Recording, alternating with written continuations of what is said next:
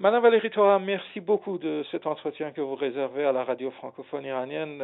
Vous êtes spécialiste de l'Afrique. Madame Toran, le ministre français de la Défense, M. Alain Juppé, qui est au Tchad pour la célébration du cinquantenaire de l'indépendance de ce pays, a déclaré à cette occasion que Paris était prêt à faire évoluer le dispositif militaire français au Tchad. Il fait certainement allusion à la force française épervier qui est sur place avec pratiquement environ 1000 hommes, une force qui est venue au secours à 2 ou 3 reprises au moins de M. Idriss Déby, le président tchadien, pour mater les rebelles dans ce pays. Qu'est-ce que ça veut dire faire évoluer le dispositif militaire français au Tchad? Alors, écoutez, deux solutions. Soit c'est le renforcer, soit c'est l'alléger. Moi, je pencherais plutôt vers un allègement de ce dispositif au Tchad pour une bonne raison, c'est que eh bien, les accords entre le Tchad et le Soudan ont fait que la situation s'est normalisée entre les deux pays. Le Soudan n'est donc plus la base arrière des rebelles tchadiens et donc N'Djamena se retrouve beaucoup moins menacée qu'elle a pu l'être par le passé.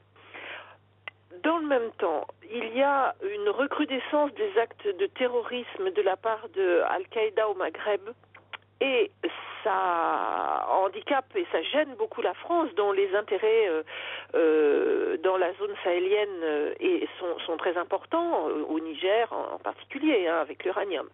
Donc, il pourrait y avoir comme aussi, et par ailleurs, au-dessus de ça, la France fait un petit peu des économies d'échelle. Donc, on pourrait alléger le dispositif militaire présent au Tchad de façon à renforcer le dispositif français qui n'est d'ailleurs pas officiel. Enfin, il y a une base, un reste de base à Dakar, mais peut-être redéployer des militaires dans la zone sahélo-saharienne de façon à assurer d'une façon plus efficace la sécurité des entreprises françaises et des Français présents dans cette zone.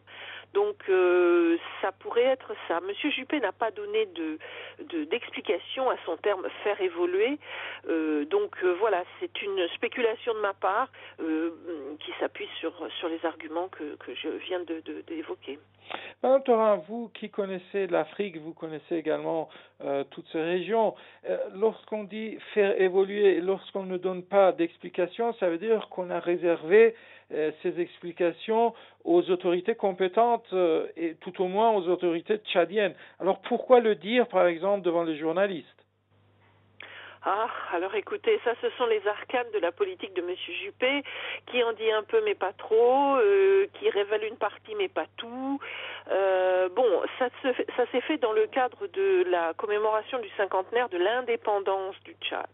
Donc, c'est sûr qu'il n'allait pas commencer à se répandre sur la qualité des accords qui lient le Tchad et la France depuis 50 ans et qui entretiennent malgré tout une certaine dépendance militaire, du moins en ce qui concerne l'appui stratégique et la formation militaire.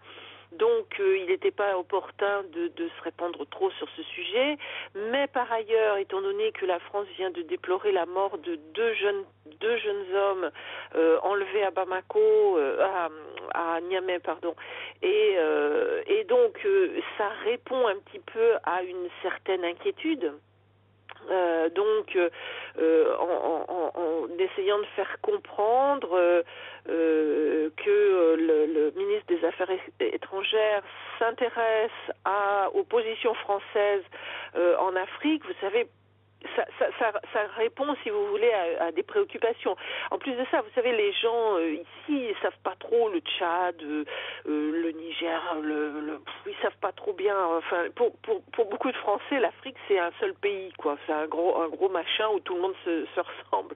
Alors que bon, pas du tout. Chaque pays a une histoire, et même si ça fait partie des anciennes possessions françaises, chaque pays est indépendant l'un de l'autre et avec une histoire qui lui est propre. Donc bon, vous voyez, je crois que c'est là un peu un exercice de politique. Bon, on parle d'une révision de l'accord. En plus, ça répond aussi du côté tchadien à un reproche qui est fait de pas trop se soucier de ce que ça coûte cette présence française au Tchad. Donc maintenant que il y en a plus trop besoin parce que M. Déby n'est plus menacé, du moins pour le moment, par les rebelles et que c'est vrai que l'accord avec le Soudan est vraiment un accord qui garantit une certaine stabilité. Bon, voilà, on peut reparler de renégocier des accords militaires.